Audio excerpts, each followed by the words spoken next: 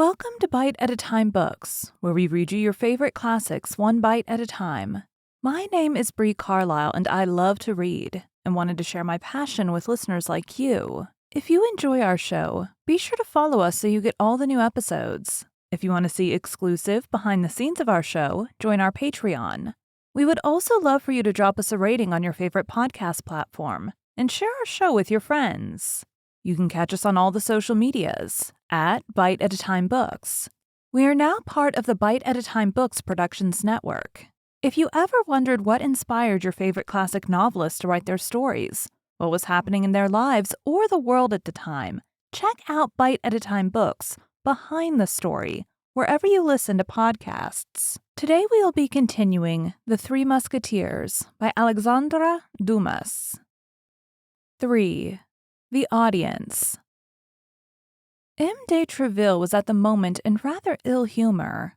Nevertheless, he saluted the young man politely, who bowed to the very ground, and he smiled on receiving D'Artagnan's response, the Bearnese accent of which recalled to him at the same time his youth and his country, a double remembrance which makes a man smile at all ages. Stepping toward the antechamber, and making a sign to D'Artagnan with his hand as if to ask his permission to finish with others before he began with him, he called 3 times, with a louder voice at each time, so that he ran through the intervening tones between the imperative accent and the angry accent. Athos, Porthos, Aramis, 2 musketeers with whom we have already made acquaintance, and who answered to the last of these 3 names, immediately quitted the group of which they had formed a part, and advanced toward the cabinet, the door of which closed after them as soon as they had entered. Their appearance, although it was not quite at ease, excited by its carelessness, at once full of dignity and submission, the admiration of D'Artagnan, who beheld in these 2 men demigods, and in their leader an Olympian Jupiter, armed with all his thunders. When the 2 musketeers had entered, when the door was closed behind them, when the buzzing murmur of the antechamber, to which the summons which had been made had doubtless furnished fresh food, had recommenced, when M. de Treville had 3 or 4 times paced in silence, and with a frowning brow, the whole length of his cabinet, passing each time before Porthos and Aramis, who were as upright and silent as if on parade, he stopped all at once full in front of them, and covering them from head to foot with an angry look. "Do you know what the king said to me?" cried he, "and that no longer ago than yesterday evening? Do you know, gentlemen?" "No," replied the 2 musketeers, after a moment's silence. "No, sir, we do not. But I hope that you will do us the honor to tell us," added Aramis, in his politest tone and with his most graceful bow. "He told me that he should henceforth recruit his musketeers from among the guards of Monsieur the Cardinal." "The guards of the Cardinal? And why so?" asked Porthos warmly. "Because he plainly perceives that his piquet stands in need of being enlivened by a mixture of good wine, a watered liquor made from second pressing of the grape." The 2 musketeers reddened to the whites of their eyes. D'Artagnan did not know where he was, and wished himself 100 feet underground. Yes, continued M. de Treville, growing warmer as he spoke, "and his Majesty was right, for upon my honor it is true that the musketeers make but a miserable figure at court. The cardinal related yesterday, while playing with the king, with an air of condolence very displeasing to me, that the day before yesterday, those damned musketeers, those daredevils," he dwelt upon those words with an ironical tone still more displeasing to me, "those braggarts," added he, glancing at me with his tiger cat's eye, "had made a riot in the Rue Férou in a cabaret, and that a party of his guards, thought he was going to laugh in my face, had been forced to arrest the rioters. Morbleu, you must know something about it. Arrest musketeers. You were among them. You were. Don't deny it. You were recognized, and the cardinal named you. It's all my fault. Yes, it's all my fault, because it is myself who selects my men. You, Aramis, why the devil did you ask me for a uniform, when you would have been so much better in a cassock? And you, Porthos, do you only wear such a fine golden baldric to suspend a sword of straw from it? And Athos? I don't see Athos. Where is he? Ill. Very ill, say you? And of what malady?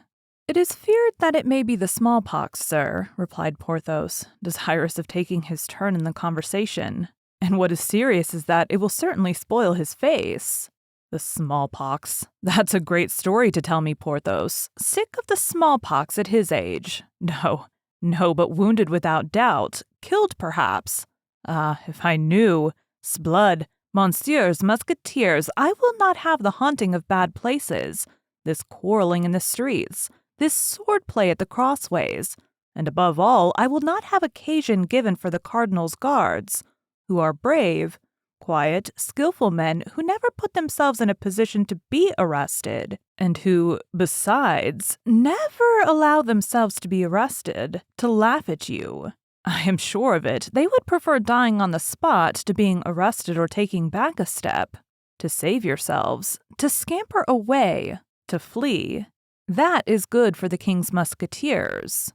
Porthos and Aramis trembled with rage. They could willingly have strangled M. de Treville if, at the bottom of all this, they had not felt it was the great love he bore them which made him speak thus. They stamped upon the carpet with their feet. They bit their lips till the blood came, and grasped the hilts of their swords with all their might. All without had heard, as we have said, Athos, Porthos, and Aramis called, and had guessed from M. de Treville's tone of voice that he was very angry about something. 10 curious heads were glued to the tapestry, and became pale with fury. For their ears, closely applied to the door, did not lose a syllable of what he said, while their mouths repeated as he went on the insulting expressions of the captain to all the people in the antechamber. In an instant, from the door of the cabinet to the street gate, the whole hotel was boiling. Ah, the king's musketeers are arrested by the guards of the cardinal, are they? Continued M. de Treville, as furious at heart as his soldiers, but emphasizing his words and plunging them, one by one, so to say, like so many blows of a stiletto into the bosoms of his auditors. What? 6 of his eminence's guards arrest 6 of his majesty's musketeers. Morbleu, my part is taken. I will go straight to the Louvre. I will give in my resignation as captain of the king's musketeers to take a lieutenancy in the cardinal's guards, and if he refuses me, morbleu, I will turn abbé. At these words, the murmur without became an explosion. Nothing was to be heard but oaths and blasphemies. The morbleus, the sang-deux, the morts tout les diables crossed one another in the air.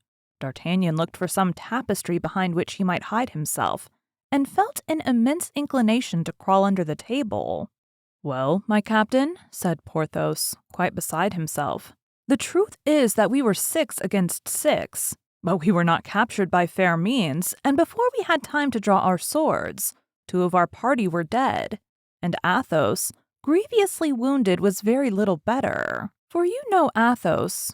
Well, captain, he endeavored twice to get up, and fell again twice, and we did not surrender. No, they dragged us away by force. On the way we escaped. As for Athos, they believed him to be dead, and left him very quiet on the field of battle, not thinking it worth the trouble to carry him away. That's the whole story. What the devil, Captain, one cannot win all one's battles. The great Pompey lost that of Pharsalia, and Francis I, who was, as I've heard say, as good as other folks, nevertheless lost the Battle of Pavia. And I have the honor of assuring you that I killed one of them with his own sword, said Aramis, for mine was broken at the first parry. Killed him, or poniarded him, sir, as is most agreeable to you. I did not know that, replied M. de Treville in a somewhat softened tone. The cardinal exaggerated, as I perceive. But pray, sir, continued Aramis, who, seeing his captain become appeased, ventured to risk a prayer, do not say that Athos is wounded. He would be in despair if that should come to the ears of the king, and, as the wound is very serious, seeing that after crossing the shoulder it penetrates into the chest, it is to be feared. At this moment the tapestry was raised, and a noble and handsome head, but frightfully pale, appeared under the fringe. "Athos!" cried the 2 musketeers. "Athos!" repeated M. de Treville himself. "You have sent for me, sir?" said Athos to M. de Treville, in a feeble yet perfectly calm voice. "You have sent for me, as my comrades inform me, and I have hastened to receive your orders. I am here. What do you want with me?" And at these words, the musketeer, in irreproachable costume, belted as usual, with a tolerably firm step, entered the cabinet. M. de Treville, moved to the bottom of his heart by this proof of courage, sprang toward him. "I was about to say to these gentlemen," added he, "that I forbid my musketeers to expose their lives needlessly, for brave men are very dear to the king, and the king knows that his musketeers are the bravest on the earth. Your hand, Athos?" And without waiting for the answer of the newcomer to this proof of affection, M. de Treville seized his right hand and pressed it with all his might, without perceiving that Athos, whatever might be his self-command, allowed a slight murmur of pain to escape him, and if possible grew paler than he was before. The door had remained open. So strong was the excitement produced by the arrival of Athos, whose wound, though kept as a secret, was known to all. A burst of satisfaction hailed the last words of the captain, and 2 or 3 heads, carried away by the enthusiasm of the moment, appeared through the openings of the tapestry. M. de Treville was about to reprehend this breach of the rules of etiquette when he felt the hand of Athos, who had rallied all his energies to contend against pain, at length overcome by it, fell upon the floor as if he were dead. "A surgeon!" cried M. de Treville. "Mine! The king's! The best! A surgeon, or 's blood my brave Athos will die!" At the cries of M. de Treville, the whole assemblage rushed into the cabinet, he not thinking to shut the door against anyone, and all crowded round the wounded man. But all this eager attention might have been useless if the doctor so loudly called for had not chanced to be in the hotel. He pushed through the crowd, approached Athos, still insensible, and as all this noise and commotion inconvenienced him greatly, he required, as the first and most urgent thing, that the musketeer should be carried into an adjoining chamber. Immediately, M. de Treville opened and pointed the way to Porthos and Aramis, who bore their comrade in their arms. Behind this group walked the surgeon, and behind the surgeon the door closed.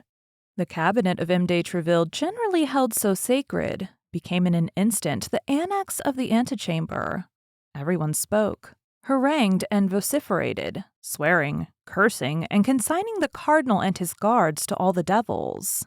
An instant after, Porthos and Aramis re-entered, the surgeon and M. de Treville alone remaining with the wounded.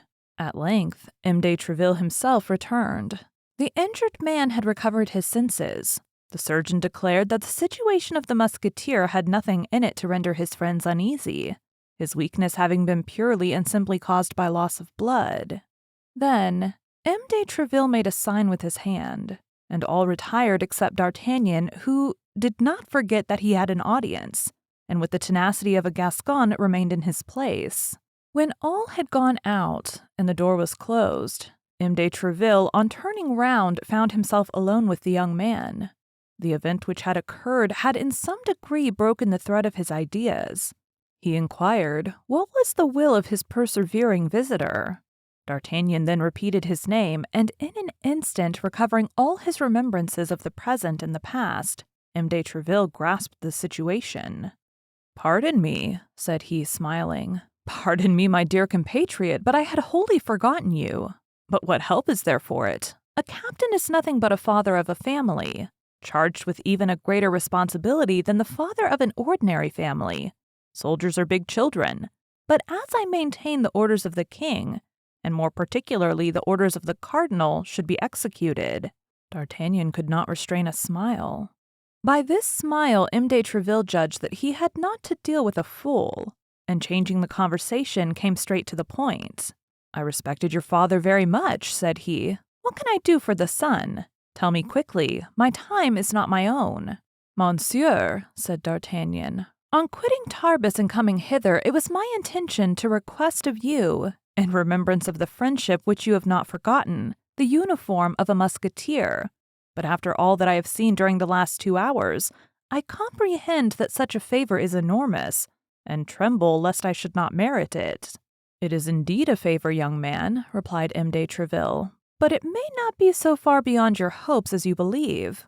or rather, as you appear to believe. But His Majesty's decision is always necessary, and I inform you with regret that no one becomes a musketeer without the preliminary ordeal of several campaigns, certain brilliant actions, or a service of 2 years in some other regiment less favored than ours."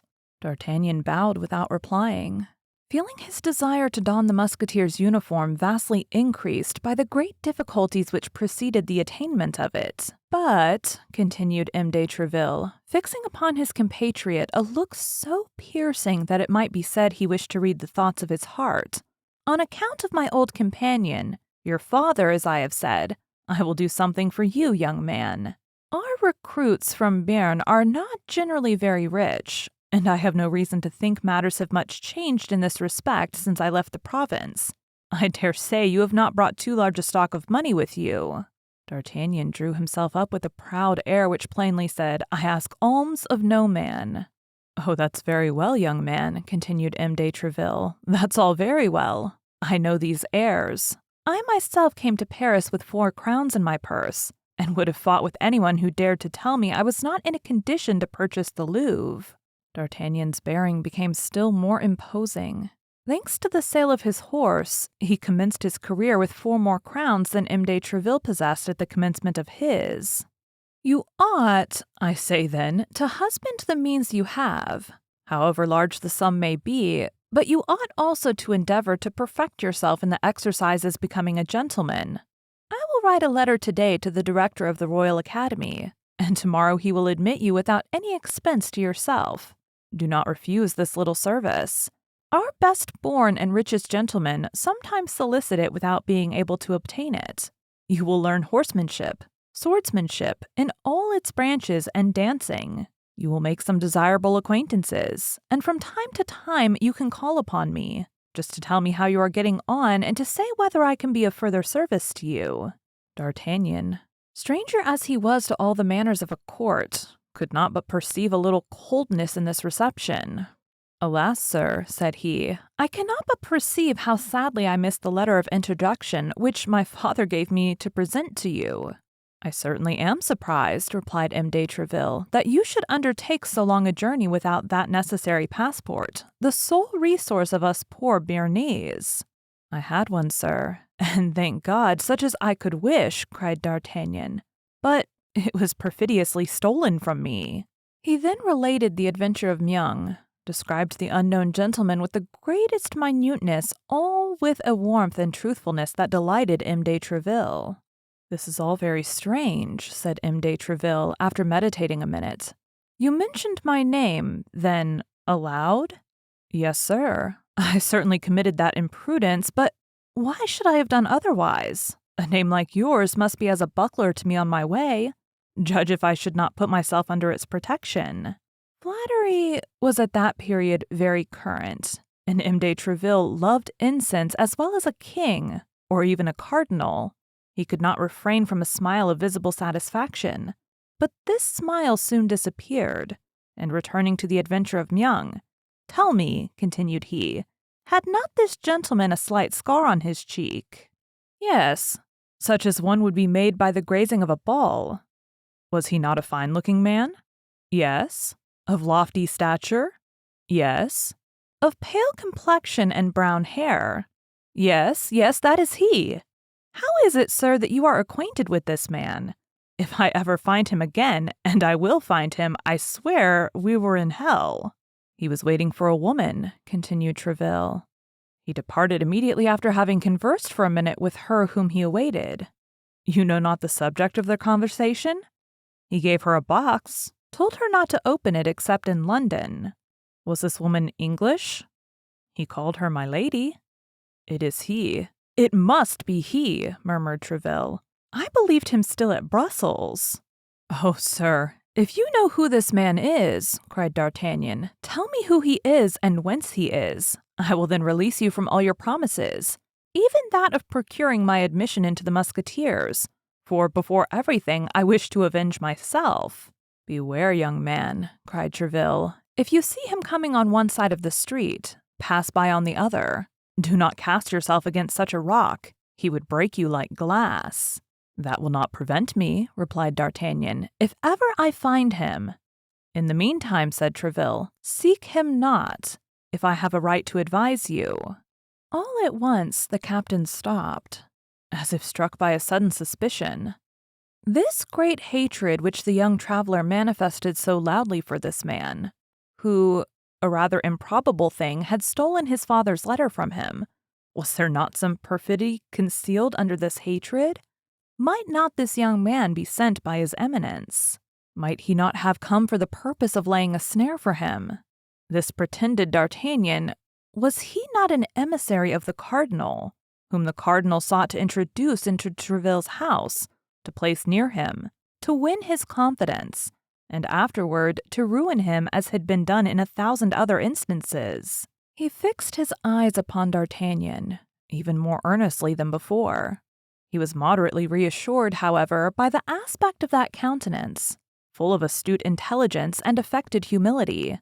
"I know he is a Gascon," reflected he, "but he may be one for the cardinal as well as for me. Let us try him." "My friend," said he slowly, "I wish as the son of an ancient friend, for I consider this story of the lost letter perfectly true. I wish, I say, in order to repair the coldness you may have remarked in my reception of you, to discover to you the secrets of our policy. The king and the cardinal are the best of friends. Their apparent bickerings are only feints to deceive fools. I am not willing that a compatriot, a handsome cavalier, a brave youth quite fit to make his way, should become the dupe of all these artifices and fall into the same snare, after the example of so many others who have been ruined by it. Be assured that I am devoted to both these all-powerful masters, and that my earnest endeavors have no other aim than the service of the king, and also the cardinal, one of the most illustrious geniuses that France has ever produced.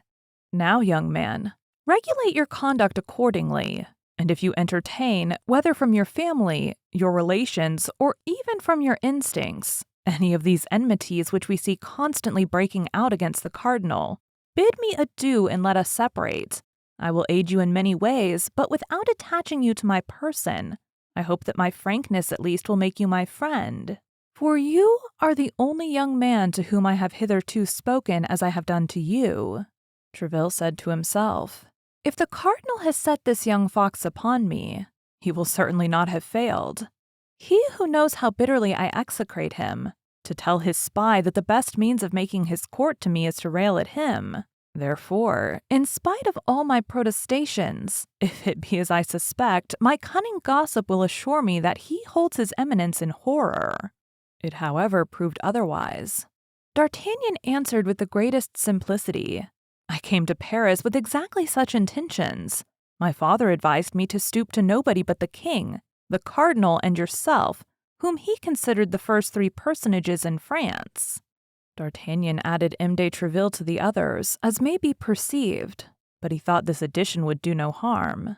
"I have the greatest veneration for the cardinal," continued he, "and the most profound respect for his actions. So much the better for me, sir, if you speak to me, as you say, with frankness, for then you will do me the honor to esteem the resemblance of our opinions. But if you have entertained any doubt, as naturally you may, I feel that I am ruining myself by speaking the truth. But I still trust you will not esteem me the less for it, and that is my object beyond all others." M. de Tréville was surprised to the greatest degree. So much penetration, so much frankness created admiration, but did not entirely remove his suspicions. The more this young man was superior to others, the more he was to be dreaded if he meant to deceive him. Nevertheless, he pressed D'Artagnan's hand and said to him, "You are an honest youth, but at the present moment I can only do for you that which I just now offered. My hotel will be always open to you. Hereafter, being able to ask for me at all hours, and consequently to take advantage of all opportunities, you will probably obtain that which you desire." "That is to say," replied D'Artagnan, "that you will wait until I have proved myself worthy of it. Well, be assured," added he, with the familiarity of a Gascon, "you shall not wait long." And he bowed in order to retire, and as if he considered the future in his own hands. "But wait a minute," said M. de Treville, stopping him. "I promised you a letter for the director of the academy. Are you too proud to accept it, young gentleman?" "No, sir," said D'Artagnan, "and I will guard it so carefully that I will be sworn it shall arrive at its address, and woe be to him who shall attempt to take it from me." M. de Treville smiled at this flourish, and leaving his young man compatriot in the embrasure of the window, where they had talked together, he seated himself at a table in order to write the promised letter of recommendation. While he was doing this, D'Artagnan, having no better employment, amused himself with beating a march upon the window, and with looking at the Musketeers, who went away, one after another, following them with his eyes until they disappeared. M. de Treville, after having written the letter, sealed it, and rising, approached the young man in order to give it to him. But at the very moment when D'Artagnan stretched out his hand to receive it, M. de Treville was highly astonished to see his protégé make a sudden spring, become crimson with passion, and rush from the cabinet crying, "'Sblood! He shall not escape me this time!" "And who?" asked M. de Treville. "He! My thief!" replied D'Artagnan. "Ah, the traitor!" And he disappeared. "The devil take the madman," murmured M. de Treville, "unless," added he, "this is a cunning mode of escaping, seeing that he had failed in his purpose." Thank you for joining Bite at a Time Books today, while we read a bite of one of your favorite classics. If you enjoy our show, be sure to follow us so you get all the new episodes. If you want to see exclusive behind the scenes of our show, join our Patreon. We would also love for you to drop us a rating on your favorite podcast platform and share our show with your friends. You can catch us on all the social medias at Bite at a Time Books. Also, be sure to check us on our website, www.biteatatimebooks.com. We are now part of the Bite at a Time Books Productions Network. If you ever wondered what inspired your favorite classic novelists to write their stories, what was happening in their lives or the world at the time, check out Bite at a Time Books Behind the Story, Tuesdays wherever you listen to podcasts. Again, my name is Bree Carlile, and I hope you come back tomorrow while we take the next bite of the Three Musketeers.